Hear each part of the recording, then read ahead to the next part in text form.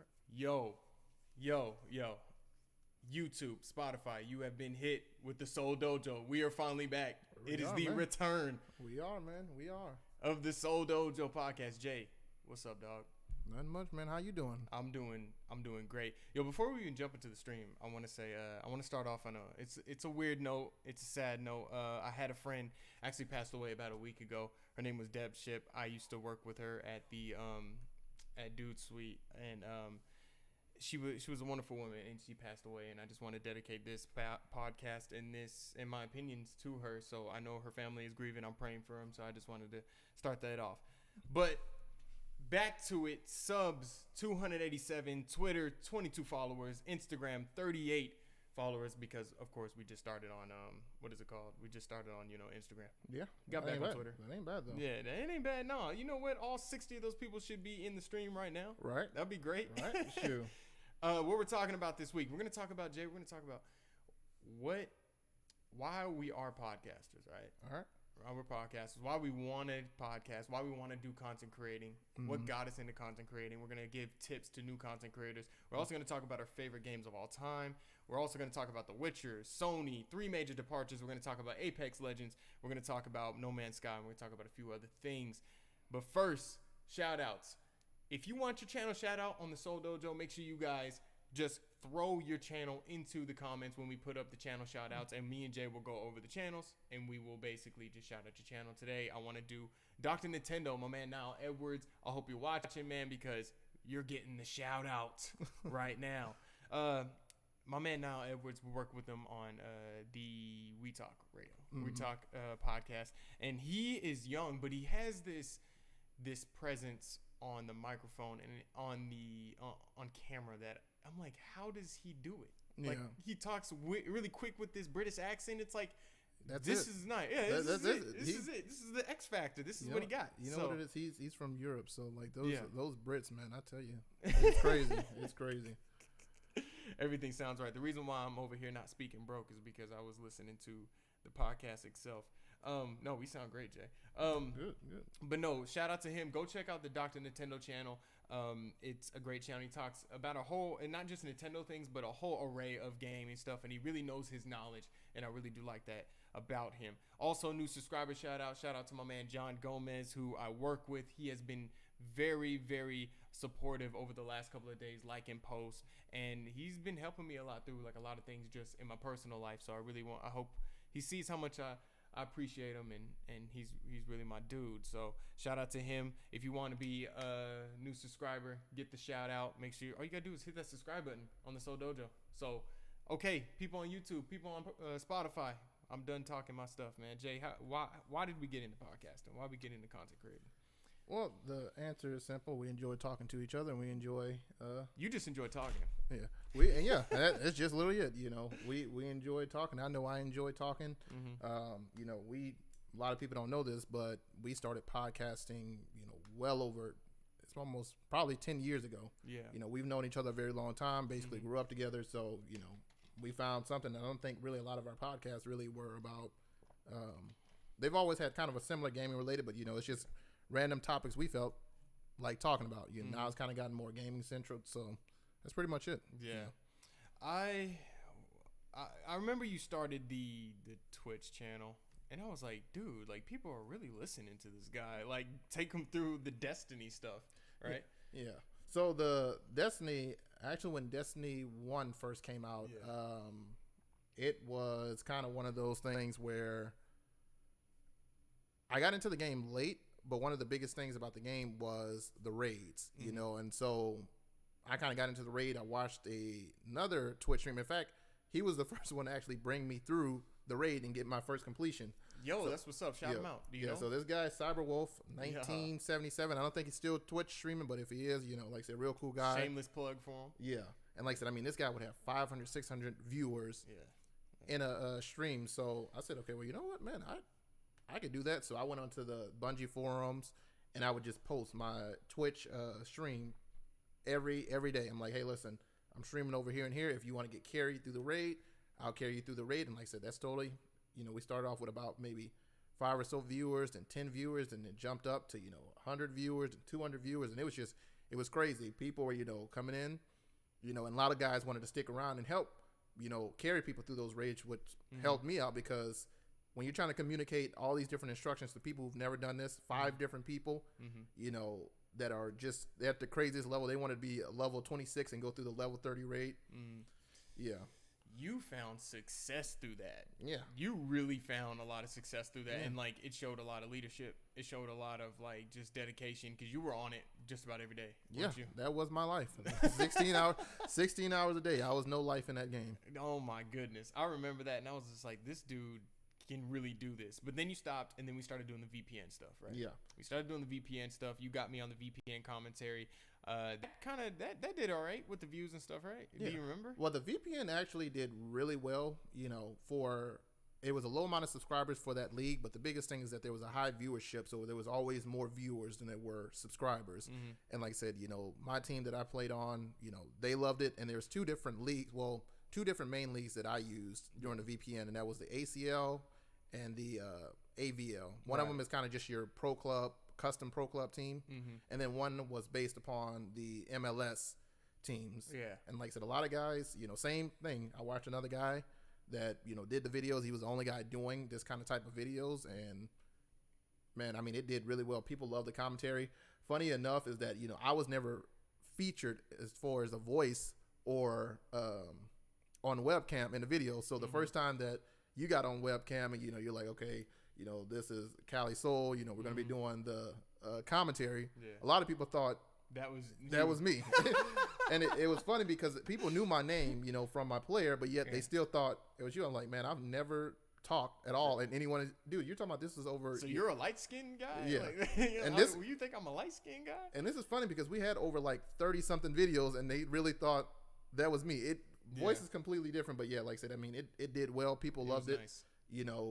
I would have loved to continue it, but schedule got in the way, but Ain't that what always happens? Your schedule starts to kind of intervene with all that. And so VPN made me realize, let me start my own thing. So that's when the Seoul Dojo started happening. We started doing, I think my very first video was Kingdom Hearts came out with like a trailer of them in the Hercules world. I did over that. And the rest is history. Me and you started doing a little bit of work here. I started really working with that.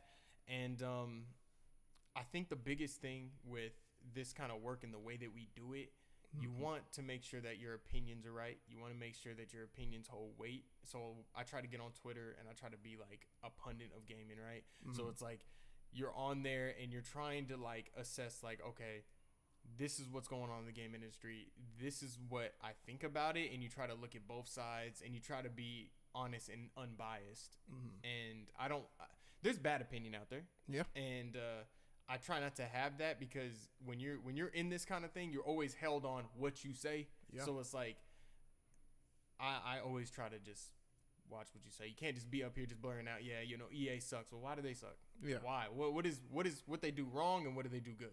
Yeah. You know what I'm saying? It is more bad than good, but what do they do? You know what I'm saying? Exactly. And I try to have that effect because you are responsible for what you say, especially with these EA game changers. You're like, Anthem's gonna, 2 months before Anthem comes out, played Anthem. Anthem's amazing. But then come back around, it's a dumpster fire, which it is. And then people think of you differently. They're like, well, I bought $60 because of you. Yeah. I spent $60 because of you. Yeah. And now it's like, I can't even trust you type stuff. Right. Those kind of people still do have those followers, but I don't want to be looked at as that kind of person. Yeah. It hurts your channel. It really does. And like I said, I know for me, just a little small snippet is that there's a lot of channels that I don't watch anymore because there's, these companies are paying for these sponsorships of these games, and it's blatantly obvious that they are, and they're being paid to talk good about the game. I've not come across, probably except for us, someone that is receiving, either a beta to a game or whatever the case may be, and trashed it. Yeah. You don't see that often, but here, we're going to be as unbiased as possible. But at the same time, we don't need sponsorships for this channel to continue. We're going to tell you how it is, so. Yeah. Talk about the G Island channel. So, like I said, pretty simple. G Island channel was just based upon, my player career in the VPN, featured the team that I played on, which it was just the MLS farm team, and kind of documented me playing as a center back on this team, and my teammates, basically us just going through trying to obtain a league trophy, you know. And one thing I probably liked about the, you know, that G Island channel and the whole season was that it was kind of a great time for you to come onto there, because we were like this mid-tier, almost, well, a little slightly higher than mid-tier team. You know, we weren't great, but we weren't bad. So it's like, you know, we literally came out of nowhere. And so that's kind of what made the channel interesting. That's dope. But yeah, I mean, it's pretty cut and dry. Just really FIFA. Cool stuff. Really cool stuff.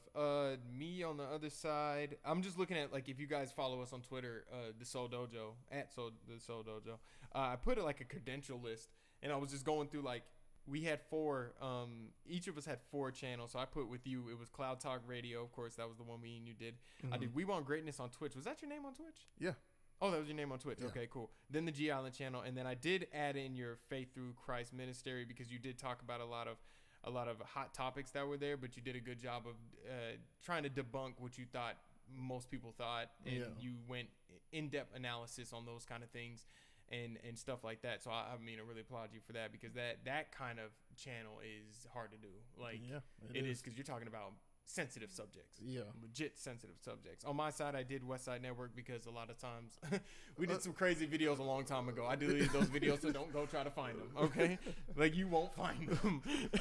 I said G Island VPN, of course, My Ninja Gaming. So my thing with My Ninja Gaming, if you guys seen me over there and you have subscribed to the Seoul Dojo, also you guys seen I've been absent from My Ninja Gaming, because I have left that channel. Mostly, I don't want to dwell on it too long, but of course, Jay, I've told you some of the things that were going on, and basically, I left for a lot of my own reasons, and the way the channel was going, I'm not saying the way they podcast is wrong, because it's not wrong, because it's what they wanted to do, and that channel I feel like is more of a hangout-ish kind of podcast. You watched it before, right? Yeah. So it's on like a hangout kind of thing, which it's entertaining too, because you have a lot of characters amongst My Ninja Gaming that are talented in their own way. Yeah. So it's like, but I wanted a different kind of thing, and when I tried to implement that, it kind of got moved out to the side. I worked hard on My Ninja Gaming. I worked a lot, like editing, doing the logos, doing planning videos, planning podcasts. I would plan out the whole podcast, and I did that a lot. Like, I did a lot of work, and like anybody from My Ninja Gaming, if you think I didn't do a lot of work, you're delusional, basically. But after a while, I just started realizing, like, okay, like, this is getting too much, and like, I started realizing, like, I just wanted to kind of just step back from those duties. And when I did, it almost had I feel like it had a little bit of a negative effect, because it was like, I'm kind of touted. I was touted as one of the hierarchies at My Ninja Gaming, right? Yeah. So it was like, with that, it's like you would think everything would kind of come through me also. So it's like, okay, we have an idea where we're gonna let this person know, and Curtis know. Yeah. That started jumping over me. Yeah. And I would learn later down, like, right before we do an episode, that, we're doing this way, and this is happening, and this is happening. And I'm like, so you just skipped over me just to, like. Yeah. So I don't know. I started losing the interest, and of course, egos got in the way, and talent versus ego was not reaching the same level. So, I'm still cool with a lot of people on there. This isn't a YouTube beef. We're not gonna get in one of those YouTube boxing matches. Like, it's nothing like that. It's just I needed to move on and do what I wanted to do, and so much love. There goes a shameless plug for My Ninja Gaming. Don't go over there and spam. You did it to Curtis, man. You suck. You unsubscribed to My Ninja Gaming. Don't do that. We cool with them. All that great stuff. Yeah. So, tips for new content creators. So, probably one of the first tips that you can have is, now we have this equipment, like I said, and you guys will kind of get to see the setup, at some point in time, but don't try to replicate somebody's exact style. Right. At the end of the day, you can be influenced. Yeah. You can be influenced, but ultimately you want to revolutionize what it is that you do. So, like I said, we're not the first people to do podcasts. we're by far not the first ones to do podcasts. Yeah. You know, just like YouTube. YouTube started back, I think, way back in 06, 05, somewhere around there. Yeah. There have been many people that have done these different type of ideas. So you want to have that personality. And you also, just that, you don't want to allow your ego to get in the way of this. You know, you want to have that personality. I watch some YouTube channels that I'm like, how in the world can anyone subscribe to this at all? Like, how in the world who in their right mind would subscribe to this channel? My wife would. That's who would subscribe to it. But yet here comes a boxing match. But yet, you know, there's people that like that. So ultimately, like I said, you want to be able to be unique. We're unique to us. Not everybody's going to like our type of style. You know, one of the other things is, like I said, you know, when you come down to your content, you may not have the equipment. There's some people that I've watched that have over 500,000 subscribers, and literally the only thing they record with is an iPhone 7. Yeah. Dude, we're in like iPhone XS, XV, one of those. Yeah, some of them. Something you know, like that. He records with an iPhone 7, but yet the videos are so entertaining. He's got one of the highest like to dislike ratios that I've seen, you know, and he's a crazy amount of, you know, thousands of likes he's getting on each one of his videos. Yeah. You want to make your channel so unique that people are coming there for you. Yeah. So even if you change content, they're still there for you because of the type of person you are. So it's all about stage presence. Yeah. Kind of in a way, you know, and it is. And of course the content that you're making, content what you're providing. Because I think in gaming, YouTube gaming, that's why a lot of people start off with like, I'm going to do Fortnite for like 2-3 years. And then finally I'm going to be like, hey, do you guys want me to move over to Gears of War or something? Like I want to start doing. I went in here on the Seoul Dojo. We went in on everything immediately. And I wanted to let it be known that, hey, I'm here to talk about every game. Yeah. I'm not here to just play one game and then talk about it. I'm here to just know a lot about one game. I want to know about everything. I want to know all about the industry. And I looked through it for this. So I can not look like an idiot on YouTube. Like, I mean, it's easy to look like an idiot on YouTube, but any other tips for content creators? For when it comes to time, you gotta love this stuff. Yeah, you gotta be able to, like, how much everything that we have. I wish I can just like turn the whole camera around so you can see everything around us.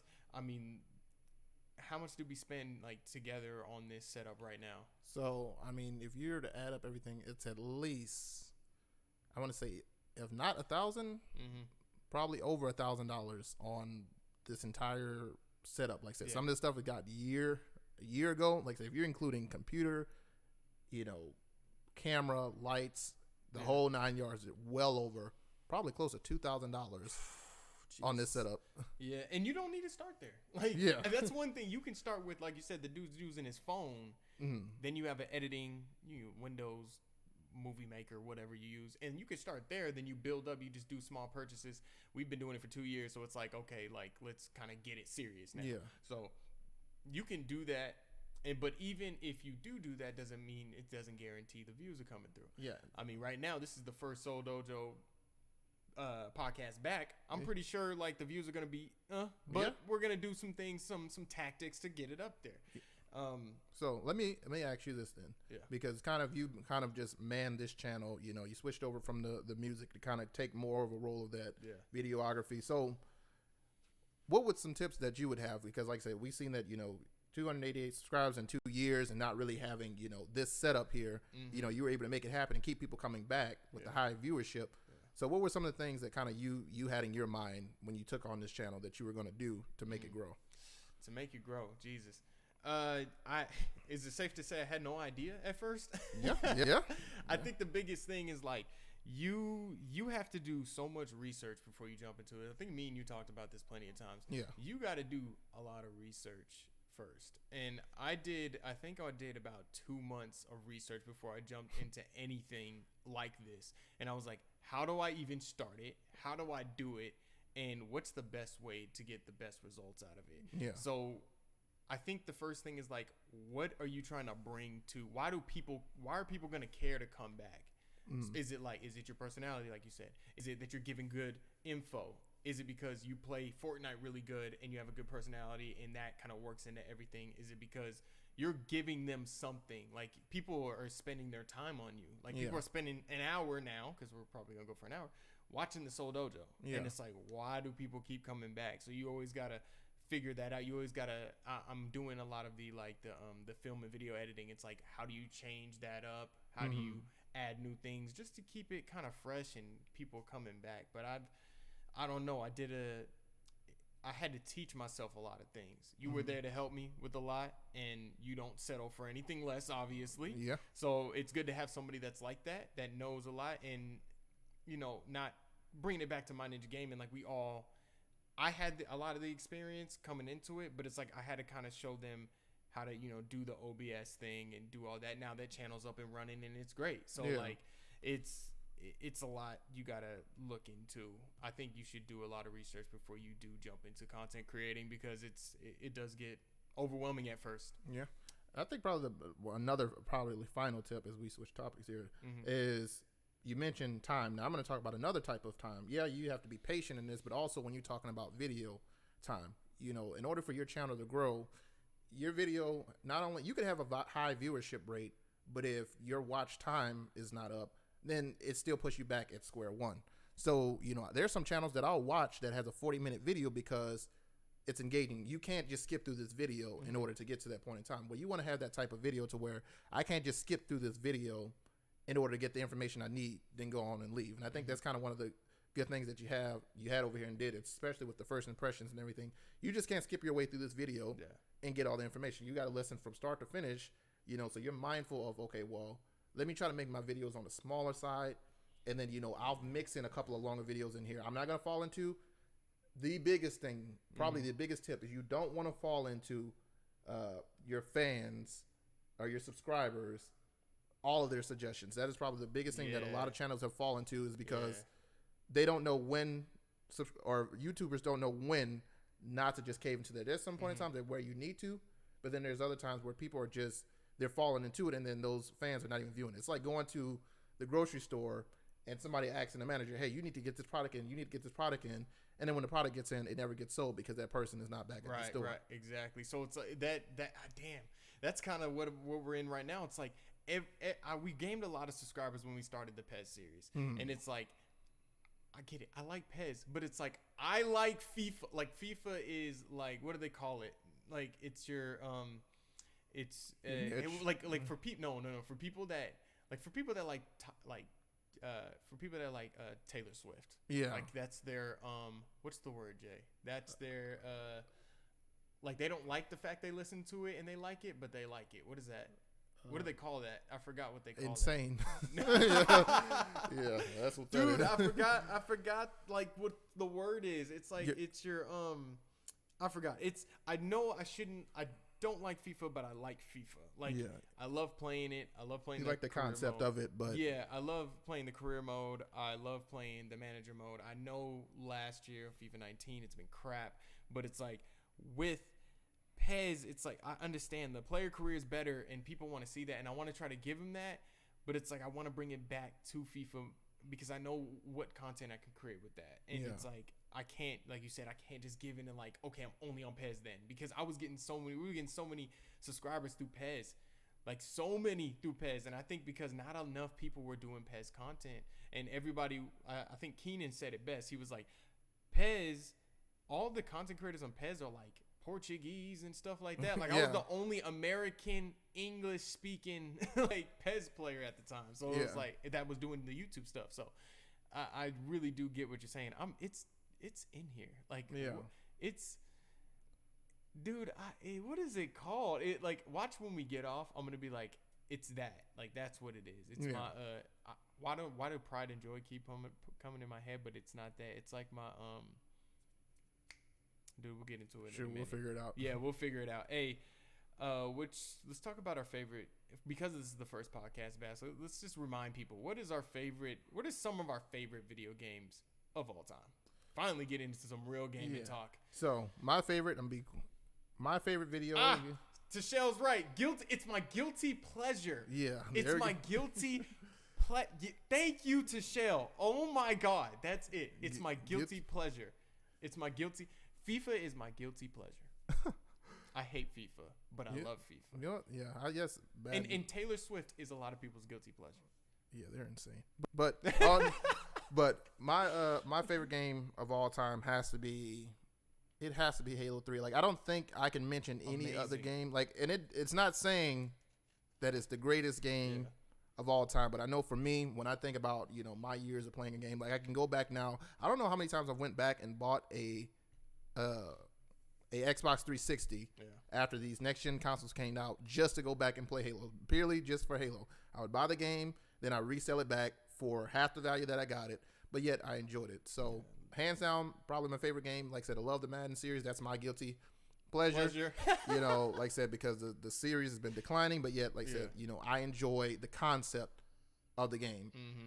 And then probably, you know, third for me, just for me, don't want to hate me, but third for me is the Dead Space series. Like I said, it's Dead Space 3. Like I said, you know, and that is the one that people are gonna be like, Dead Space 3. Yeah, and if that's the one that got you in it. And it's the one. In fact, it's probably the one game that's kind of got me into these RPGs, these MMOs. And listen, I know that's not the actual genre, but I'm saying, but in that type of game, away from sports gaming, you know, and like I said, I'm not a big horror guy.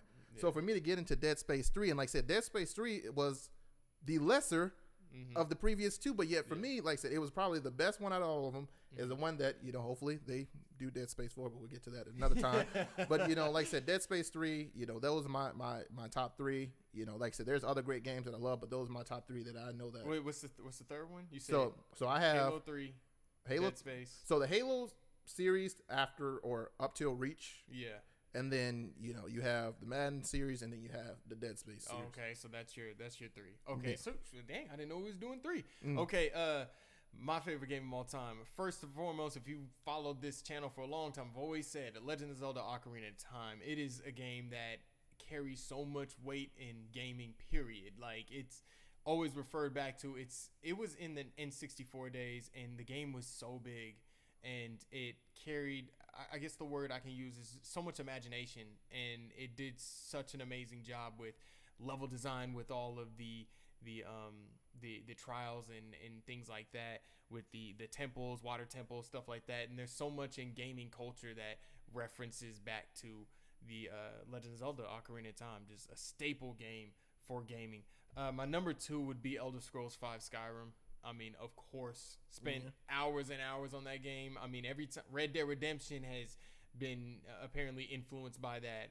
CD Projekt Red has been influenced by that game. That's back. That's just like typical vintage Bethesda right there. That exact title, Skyrim, it's such a beautiful, amazing game, and it's so unpredictable. Like, and still to this day, so unpredictable, and the mods keep it alive. Play Skyrim on PC only. Get a PC just to play Skyrim. It's perfect.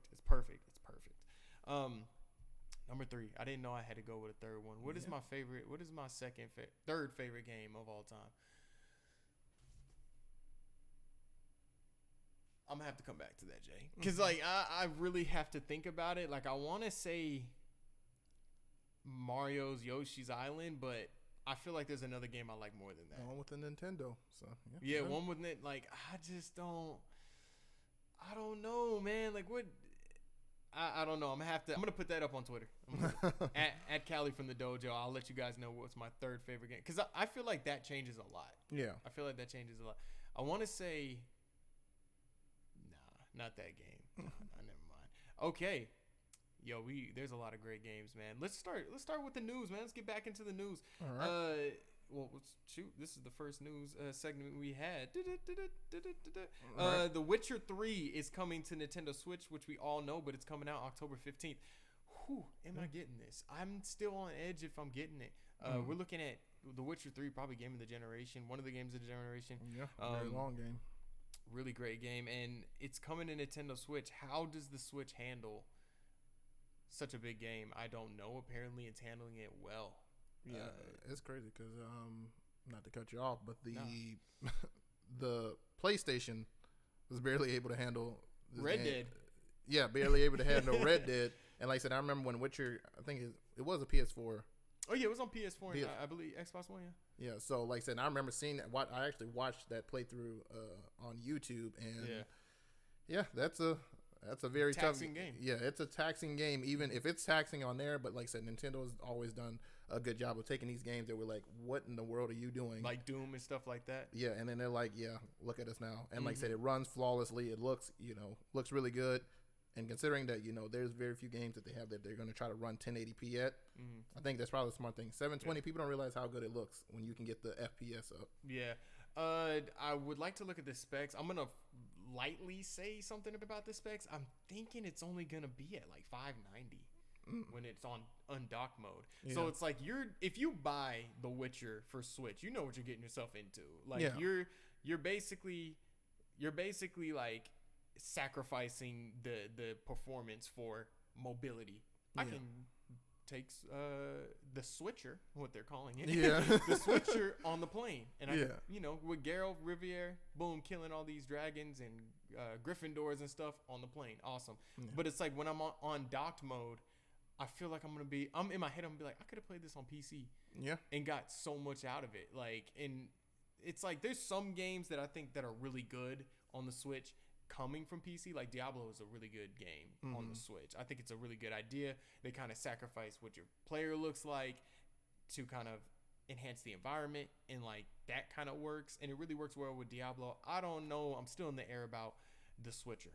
The Switcher 3. And and they're also coming out with a movie for The Witcher too. They're doing a Netflix series, Yeah, so that's gonna be cool. They did on Instagram. There's like a picture of what's the girl's name? CC or whatever, CC, whatever her name is. She's on there, so like, yeah, they're pretty well deep in development. I cannot wait to check that out. Yeah, anything else on the Witcher 3 coming to Switch? Nothing else. Should be interesting. Good job, Nintendo. Yeah, good job. Apparently it only took 12 months for it to get on the Switch. Sony buys out Insomniac Games. They've been flirting for a while. Now Sony's finally putting the ring on the finger. Finally putting the ring on the finger. You have Ratchet and Clank series. You have of course, the new Spider-Man game that they did with Sony. So I think Sony was like, hey, we want to keep doing Spider-Man games, and we want to ask your hand in marriage, basically. So big gain for Sony, big loss. What you think? I think it's a big game for them, especially, and we've already kind of touched on this on previous discussion.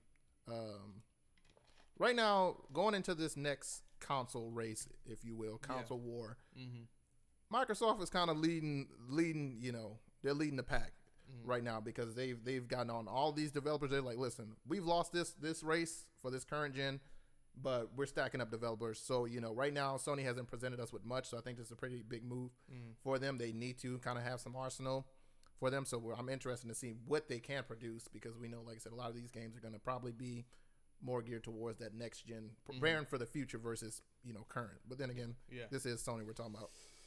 Remember when I talked about responsibility of what you said? Yeah. Boy, Jay threw it out there. He said, Xbox is leading already.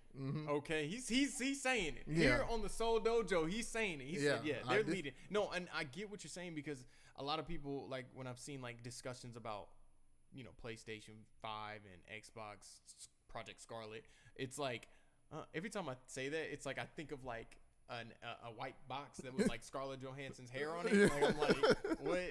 But it's probably gonna get the name change. But it's like I've seen so many comments like, oh, well, I'm just going to go ahead and get the PlayStation 5. It's going to be better anyway. It's like, if you're one of those people that teeter like, okay, if this console's better, I'm going to go. If the PlayStation's better, I'll go to PlayStation. If the Xbox One is better, or the Xbox Project Scarlet's better, I'm going to go to, Project Scarlet. It's like, right now, PlayStation's only really said, okay, we'll do backwards compatibility. Like, it's going to be stronger. But Xbox just came out, hey, Halo Infinite, straight up. That's a new exclusive. We got the Initiative. We got Ninja Theory. We got Obsidian with us. And it's like, we're going to create new worlds. We're going to create new games. And all that past about, what's that game I keep forgetting about? Scalebound, and us, kind of messing up that. And because that was an Insomniac game. So that's the funny thing, how it's going back. So Sony was like, yo, give us Insomniac then, because we're going to make Spider-Man. So both of them are gearing up, but I think Xbox made the more businesses, happen. So it's gonna be, I think it's gonna be a closer race. Yeah, definitely this time around. Like I said, and let me make sure I correct myself before they come back. Now, like I said, and I'm glad you mentioned that. As we currently stand, like I said, given what we have, Xbox is It doesn't mean they've won the race, No. but right now they're currently, they have made the most smart business decisions. Sony hasn't provided us with much. They're kind of just... Sony hasn't had the stage yet. Yeah. Yeah. They not show up to E3? No, there was no Sony at E3 this year. So, like I said, who knows, this next E3 they may, have something in store. Like I said, we love Sony, we love Microsoft. We want to see them both do well. We love any of the gaming developers and publishers. We want them to do well. Right now, Microsoft has given us the most information, so we're gonna roll with that because Exactly. I like their options. Yeah. I really do like it, and I think when it comes to Sony buying out Insomniac, it's a great idea for PlayStation 5. I want to see the new Spider-Man games. They're doing more things. Of course, they're trying to snag Spider-Man from Marvel. I don't know if you heard about that. I think so. Heard about it. The internet's been crazy about it. I don't want to get too much into it because it's more movie based, but Insomniac going with Sony, maybe even Sunset Overdrive, which was an Xbox exclusive, probably might end up going over to PlayStation now. So that's Sunset Overdrive 2 on PlayStation 5 won't be too bad. I'm gonna jump over a few segments because we're gonna get all those segments at once. Let's talk about No Man's Sky making a comeback. I think I'm gonna jump back into No Man's Sky, yo. Like, it's crazy to think that game came out in almost. It's funny. A couple years later, it came out in an Anthem condition where you lied a lot. You talked about what was in the game. It wasn't in the game, but now you're bringing a whole bunch of stuff back. Well, you're bringing the things that you were talking about into the game. And I don't know if you finally read about it, see anything about it, but No Man's Sky, dude, they have base building. You can finally play with friends.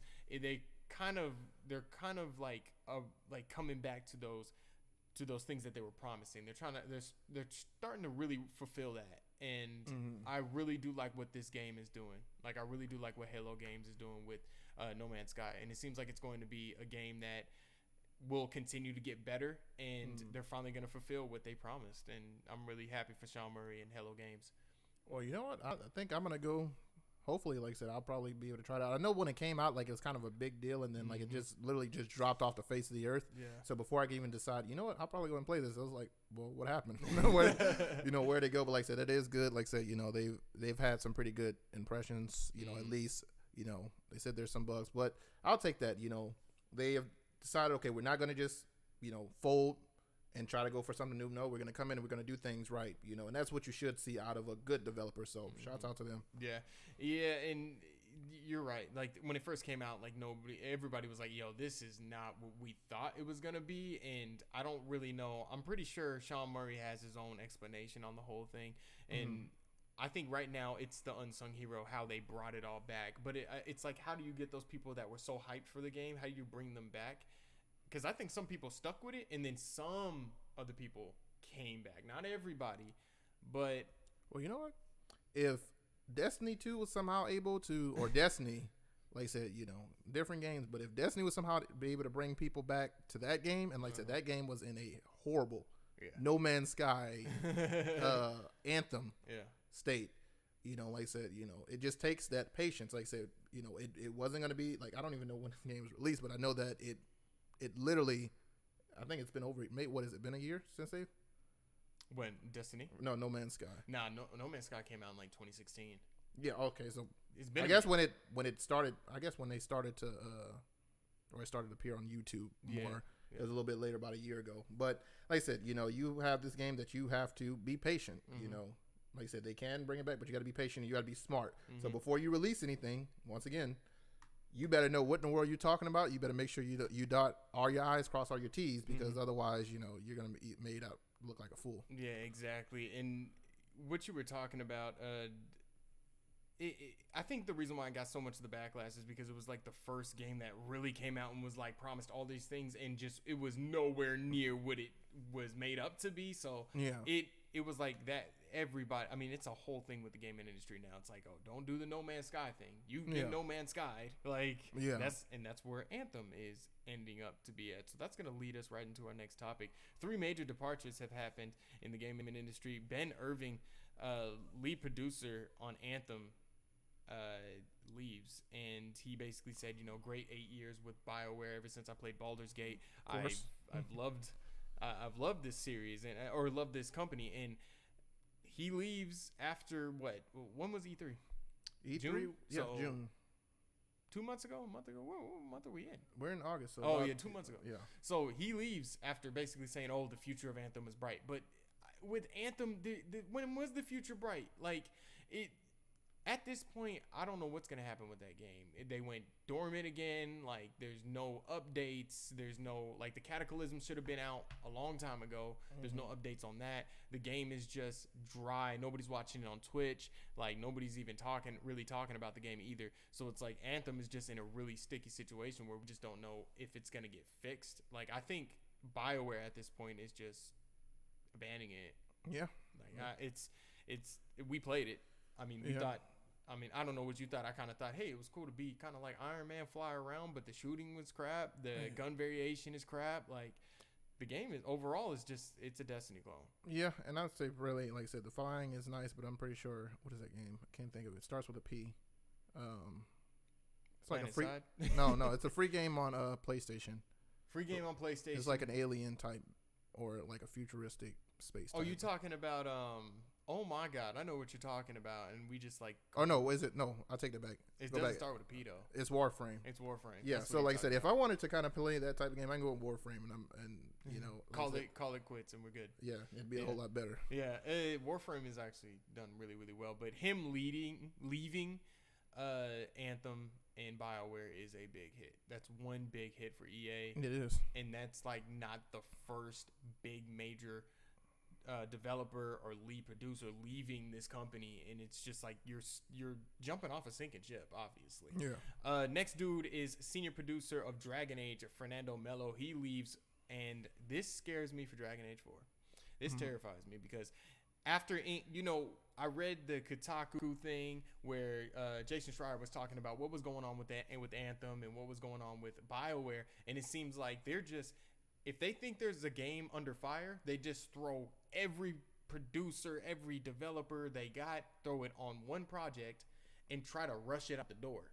And then once they've done that, then they'll go back to probably doing, maybe in a more Dragon Age. But Dragon Age has went through apparently 2 like updates. Like it went through they stopped the first one, which was a good Dragon Age game. That's what everybody was saying. And then the second iteration of Dragon Age that they're doing now is a more live service-ish kind of game. So it's like we're looking at another Mass Effect Andromeda situation, I'm pretty sure, where you're going to have low quality. You're going to have a single-player game that's a live service game. And honestly, this guy leaving, like I said, you see the ship sinking, and you're jumping. Yeah, I mean, you're going to go to another company that you feel safe with, and you're not ready for the backlash. Yeah. And oh my goodness, this is an issue. This is a major issue within EA's camp, and I think they're gonna. I feel like I've always said I don't think they're gonna do away with BioWare like they did Visual Games and Dead Space. I don't think they will, but at this point, it's looking more and more likely. Yeah, it's scary. Yeah, but like I said, we know that this is kind of more. It was a more highly touted game too, so I think they won't do as easily as they did with Visceral Games. And like I said, we know that. At that point in time, Visceral Games, there were so many lead people that left there that, the Visceral Games that we knew of that made these games wouldn't even been the same Visceral Games that would have made the new, Dead Space. So, like I said, we know that this game was more highly touted. Kind of, they really, really ramped this thing up, like, basically being the next Destiny. So, like I said, I think probably eventually that may be the outcome, but we'll see. EA's invested a lot into this, so they're losing a lot in their stock, and it's like if this game, it's like Anthem was a failure, Battlefield's not doing well. And then you bring out a new Dragon Age. What if that just doesn't do well? Like I think then it's like, we're in a state. Then of course Apex Legends is going through what it's going through, and then it's like, it's like, what are we looking at here when it comes to Electronic Arts? Real quick, let's flip over to the other side. We got the director of Halo 5 Guardians. He leaves. I did not put this guy's name, but he left 343, and I don't know. I'm all right with this one because he directed Halo 5 Guardians. Like, like it's like, okay, so you directed probably my most disliked Halo story. Yeah. In like fact, I think he's been on a couple.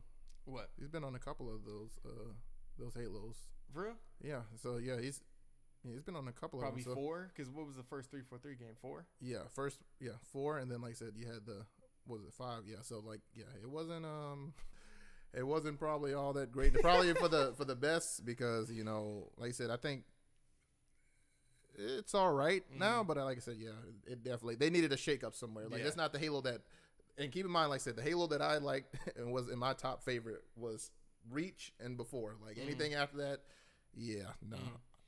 Yeah, and that Halo game wasn't that great. I like the online, but that wasn't that great. So we're gonna have to see what happens with Halo Infinite. I think Halo Infinite's gonna, if it goes back to the roots, if it isn't like I'm really scared. I hope they don't do like a live service Halo game, and and it's not like this on this, not an MMO, but a share world shooter ish kind of game. Oh my goodness, that would be terrible. Yeah, that'd be terrible. Like we're hearing certain things, but I'm gonna keep up with the news with that, and hopefully it's really really good, because I would love to jump back into Halo, especially on PC.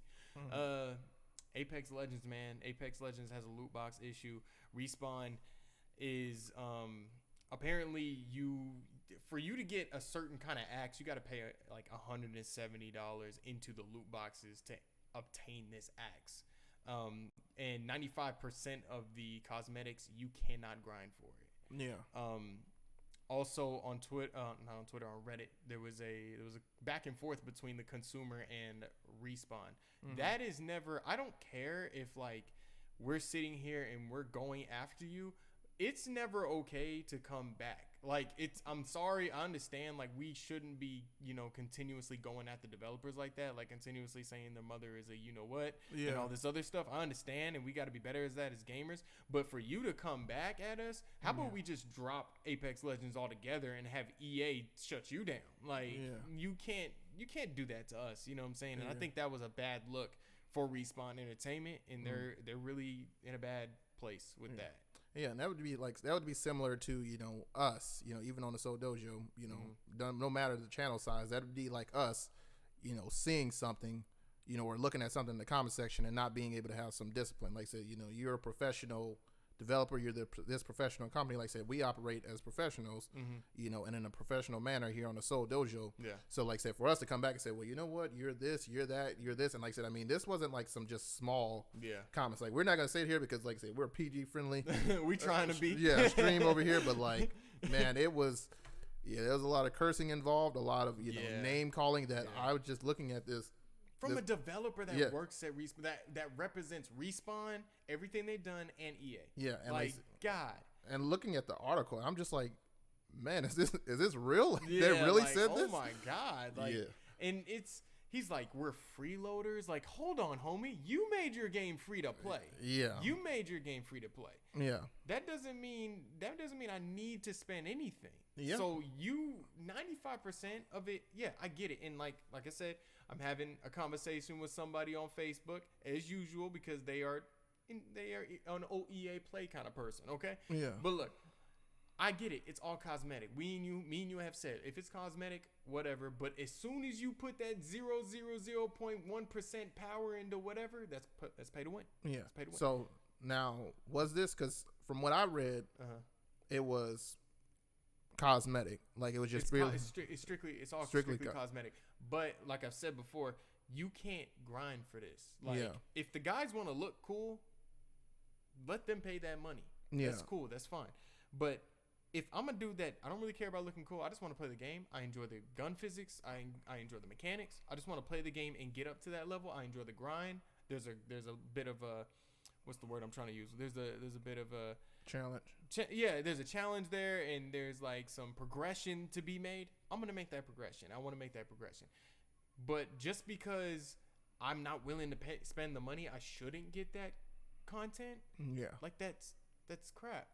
That's really crappy to like the consumers and the people that pay for your stuff or play your game. I'm not pay for your stuff, but play for the game. Play the game. So I just think it's weird that Respawn or EA went that route to say, hey, 95% of it, you're going to have to literally pay money. And to the extent of in the pricing, it's like, what is it? I think you said like $45 for like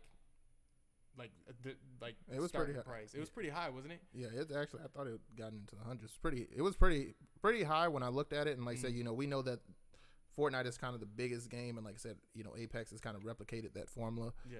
And like I said, they have these. But you can get everything in Fortnite by grinding out the loot boxes. Well, way that you would get their stuff is, you either have the loot boxes and you play, so you can get up to a certain level, and then you would pay to unlock whatever cosmetic at that level stuff. Like I said, they would have certain skins that you could do, but like I said, I think for at least for me, and I kind of looked at it and tried to look at it as a unbiased. Now for me, cosmetic doesn't really matter for me. Now as you said, if it has that 0.1% power, then now we have a problem because, like I said, that's one advantage they have over me. But for me, like I said, I could enjoy the game. There's a tons of skins and whatnot. Like I said, now if this prevents you from progressing in this game, or you like log on and they say, you need to pay this $50 in order to pay online, then I'm like, yeah, we got a problem there. So if it's ever where it's either a pay to win or just a pay to play period with this type of game, I don't know. For me, like I said, so what do you think about like passes then? Because that you're locking content behind money. Yeah, so like passes with new characters and stuff. And you can argue that that's pay to win because like what if the characters have like even then, and like I said, I believe if I'm not mistaken, it's been a while since we've been on Apex, but if I'm not mistaken, they have something like that with the characters. Now that is one of the things that I'll say, is ultimately it's just like the same with that 0.1 power percentage. If there's a player that I cannot get to, I don't care if the player sucks. I won't know that. Like I said, if I come across this player and he's doing something completely that none of the players that I can use can do or can combat, that is pay to win. That's pay to win. I cannot use this player. Like I said, this guy has a certain ability, and we know that there's different abilities. Like I said, I've come across these different guys like that. So, in that sense, I'm not okay with it. It's something that Call of Duty is used for years now that I cannot stand with it, at all. So, I definitely don't agree with the pass. If it's going to be like that, and it's going to be such this crazy grind that it's unrealistic for me to be able to get to this person, get to this player, then And that's what a lot of gaming developers do nowadays that do have these passes and these, you can earn it, but they make it dang near impossible to get to that point in time. And like I said, I'm not talking about just a simple grind. I mean, it's just unreasonable, unfathomable to be able to get to this. Like, you would have to be like 6 years into this life cycle after this game has like reached its third installment to receive this item. But they say, well, you can't earn it. Yeah. You can't. And that's the crap thing. It's like, if you don't want to pay the money, you're not getting it. And it's like, this game is free. Yeah, right. It's basically what it is. This game is free, and if you agree with that, then you're just as bad as them because it makes no sense. And I think the games as a service thing is crap. Like, the only company, there's a few companies. I'm not even gonna say the only company. The best company that is pro-consumer right now is CD Projekt Red with Cyberpunk 2077 because when the guys ask them, hey, do we get special guns if we pay for like a certain kind of like maybe $100 edition of Cyberpunk 2077, and the dude just like, I wish I could pop it up on the screen for you guys, but the dude's like, he little winky face, no. You pay $60, you get everything. Like, you pay $60, you get the amazing game of Cyberpunk 2077 and everything that it comes with. If we want to make extra missions, they're going to be in there. They're already going to be in there at launch, and you're going to enjoy an amazing game. And I think that's the way gaming should be. I remember 2 years ago, we stared in the face of maybe we have to pay $70 for a game, and because they wanted to start implementing the $2.99 for skins, and they want to start implementing the like you said, the battle passes, they want to start implementing that stuff. So it's like, do we go $70? And because games cost more to make, it's like, do we go $70 and then you keep all that at bay? Like, where do we start meeting in the middle between gamers and developers? Right. So that's a good way to start thinking about it.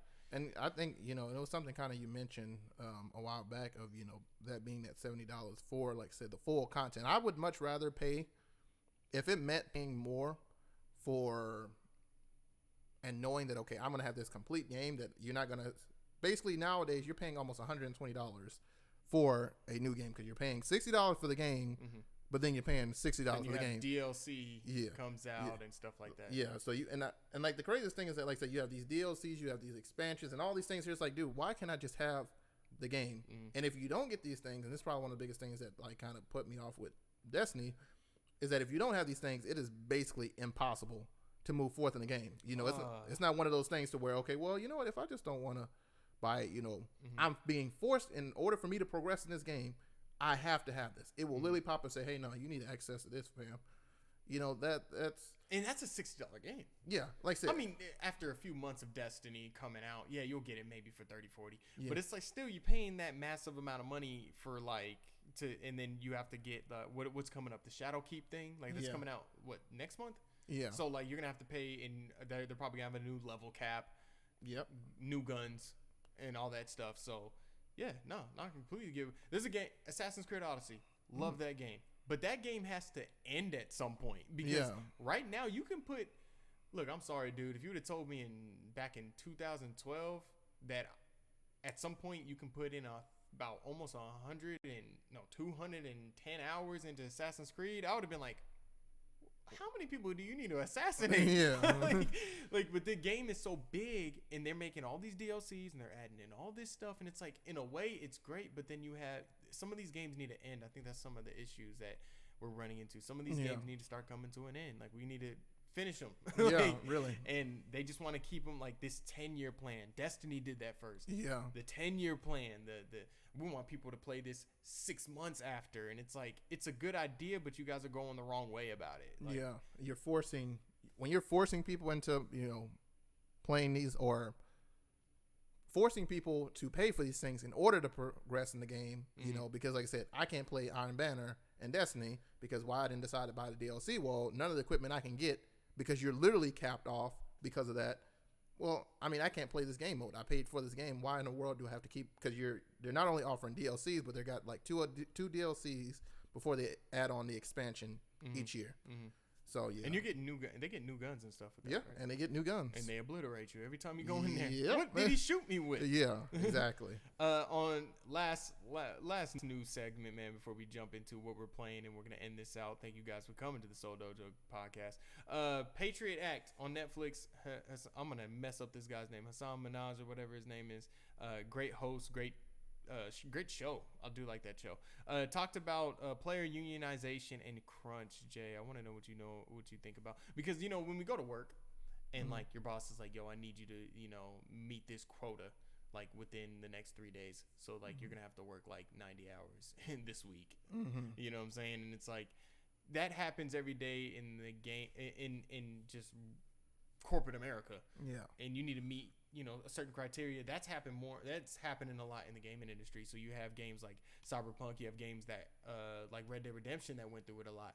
You have like Red Dead Redemption, I want to say it was like almost 90 hours these people had to crunch to get the game out. Yeah. And now we're seeing player unionization or developer unionization where I think it was at Riot Games, they finally stood up and just walked out to support unionization because they don't want crunch no more. And they don't want to work on these games all the time, not see their families, and they're thinking it's just too little of a time to develop games and stuff like that. I don't know what you think about this subject. Well, I can definitely understand, for someone that spends so much time on the road, doing the work that I do, you're spending 90 hours out of the week, the little time that you do have, it's either to sleep, or, you're spending that little bit of time with your family. Yeah, you enjoy it, you love it, you have a passion about it. That's not the problem with it. But like I said, and then on top of that, most likely they're not getting paid nowhere near. And I think that was probably one of the biggest things with Red Dead is they're not getting paid nowhere near what they should be getting paid for this, or not getting paid at all. It's a big problem. It's something that now for me, I know, this is on a completely different topic. Unions are kind of up and down for me because they have it where unions are meant to protect workers that are actually doing what they're supposed to. So you know what? You're doing your job and you're being wrong by your employer. But you have people that are taking the union and then kind of, not doing their jobs and then using the union to back them up for, their wrongdoing. Yeah. So like I said, hopefully, this is something that hopefully it doesn't get to that. Yeah. Hopefully it doesn't get to that. It plays out well. These guys ought to be taken care of. Like I said, they're spending countless hours on this. Like I said, they're professionals, they're passionate about it. They're passionate about it. Like I said, they ought to be well compensated for this. It shouldn't require, no job should require a union to be in place, because a union means that you can do what you needed to as an employer. So now we have to have this outside or this other organization make sure that you do what you're supposed to. Otherwise, okay, there's going to be consequences. There's going to be civil suits. So yeah, hopefully it all plays in effect, because it's like, I've always had this conversation where like, if games get delayed, I try not to really bug about that, because it's like, okay, as long as the developer comes out and says, hey, we got to delay this game. Like, we have to, and this is the reasons why, and we just got to make it a better game. As long as that game comes out better, and, you know, I don't want anything unfinished. I understand that. When Nintendo came out earlier this year and said, hey, Metroid Prime, we got to restart. Like, we got to do it. We're going to be honest with you guys. It's not going well. Yeah. Everybody was like, yeah. But I think we need to do that with every developer, because we don't want all these people to go through crunch. I think CD Projekt Red came out and said the crunch isn't going to be this hard. Yeah. But we got to do some kind of crunch. But it's like, you got it. You guys got it. We can't, as gamers, we can voice it, but as developers, if you are for some reason listening to Seoul Dojo, thank you for listening. But yeah. If you're a developer, you got to please protect yourself, protect your family, protect your health, because we want you to be healthy while creating these amazing worlds and these amazing games. So if a union needs to happen, do your job, but do it in a respectful manner where you show the hierarchies like, hey, the crunch is too much. We're going to get the game out, but you just got to trust us, and hopefully the investors, everybody understands. Yeah, and like I said, it makes you appreciate those games, you know, like Last of Us and whatnot that, you know, I think it's been like 5 years or something. Yeah. You know, that this is a game that everybody's been waiting on for a while, you know, and it comes down to that, you know, those guys realizing, hey, listen, either the game is not going to do, either it's going to do well or it's not going to do well. It comes down to these developers, you know, or their publishers, because we know that there's a lot of heat coming from their publishers. EA. But, you know, it takes these publishers, you know, letting these guys do just that. You know, this is their job. This is their profession. They've done this before. Allow them, trust them. You should have other things in place so where your company is able to make money so that you're not pressing these guys and you have a situation like Anthem, you know? So, because, I mean, I think 3 months before Anthem came out, Bioware still didn't have the whole premise of the game. Yeah, I remember us talking about that. In fact, forget 3 months. Now they still don't know. a week before the game, you know, when they were running the beta into the release of the game, they still didn't have it. You don't run listen, it's one thing to run a demo, and like I said, there's certain games that'll do that, but like, nah, y'all not this type of game. No, it's bad. So unionization crunch, let us know what you guys think in the comments. What are we playing and what are we looking forward to playing? I'm still playing Marvel Ultimate Alliance on Switch, and I'm playing FIFA 19. I know that's ridiculous. It's my, as Tichelle says, guilty pleasure.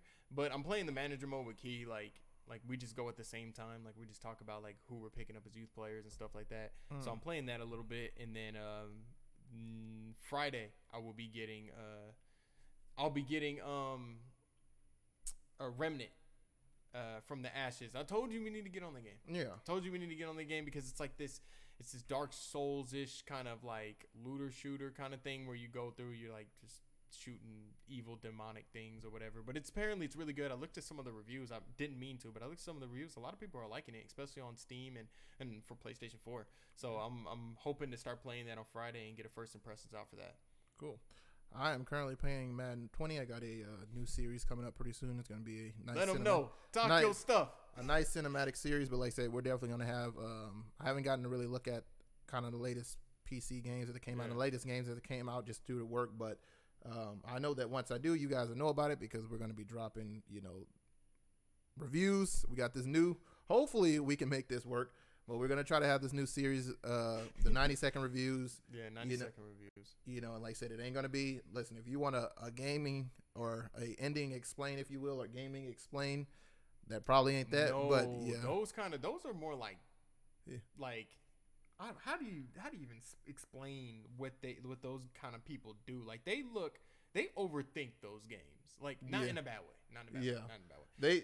They look a lot too. Like I said, they're quoting the developers. They're looking at you know stuff that was deleted. Like I said, there's this big popular movie channel that I watch that does that. You know, so like I said, we're not gonna do that. 90-second review is gonna touch on the good, the bad, boom, what we thought of it, and we're out of there. Yeah. Sometimes with those explain videos or even other videos, like they look in the retrospect of what the game was talking about and stuff like that. You can get really crazy into that. Yeah. So Jay, anything else you want to add? No, man. I mean, it's good to be back. It is good to be back. Know, wow. Hopefully you guys enjoy the studio. Like I said, we're going to get some nice wall art and whatnot. We're getting a lot of different Seoul Dojo. I won't say merch, but just stuff that, you know, we can wear. You know, we got a lot of stuff coming up. I'm over here just wearing United Yeah. That's it. So we got a whole bunch of stuff coming up. You know, a lot of stuff that we're looking to get into.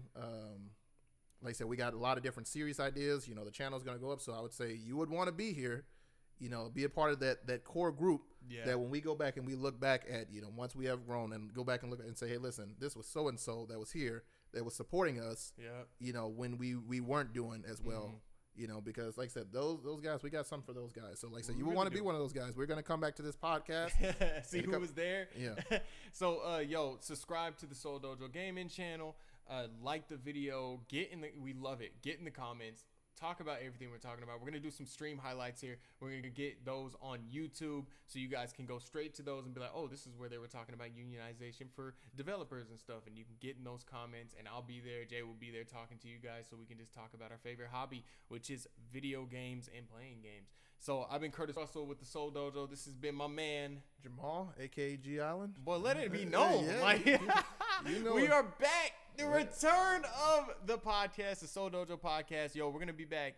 Me and Jay will talk about it. We don't know if it's gonna be next week, 2 weeks from now. We'll figure it out. Yeah. So just stay close to me. My Twitter is at the Seoul Dojo. The Seoul Dojo is at the Seoul Dojo. Yeah. And my Twitter is Callie from the Dojo on Instagram. The Dojo, the Seoul Dojo on Instagram. So make sure you guys follow us on there, and we'll check you guys later. All right. Peace.